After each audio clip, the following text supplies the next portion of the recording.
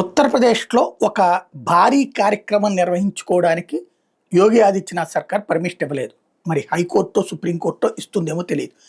ఏంటయ్యా అంటే గాజీ సలార్ మసూద్ విగ్రహం దగ్గరన జయత్ మేళా ఏర్పాటు చేయడం.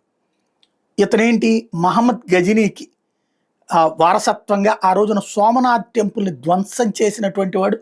ఒక్కసారి కాదు అనేక సార్లు ధ్వంసం చేసినటువంటి గాజీ సలార్ మసూద్ ఇతనికి అక్కడ ఏకంగా ఒక విగ్రహాన్ని ఏర్పాటు చేసి భారీ కార్యక్రమాలు నిర్వహించాలన్నటువంటి దాన్ని యోగి ఆదిత్యనాథ్ సర్కార్ నిరాకరించింది.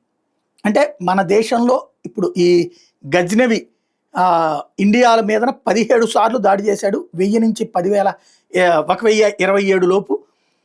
అలాంటి వాడికి ఇక్కడ మెమరీ ఏర్పాటు చేయడం ఏంటి, అలాంటి వాడి పేరుతో కార్యక్రమం నిర్వహించడం ఏంటి, ఈ దేశం మీద దండయాత్రలు చేసి ఇక్కడున్న ఆలయాలు కొలగొట్టినటువంటి వాడికి మీరు నివాళులు అర్పించడం ఏంటి, అలాంటి వాడికి భారీ ఎత్తున కార్యక్రమాలు ఏంటి, మేము పర్మిషన్ ఇవ్వమంది యోగి ఆదిత్యనాథ్ సర్కార్. మరి ఇవ్వమని చెప్పి వీళ్ళు ఏం చేస్తారో చూడాలి.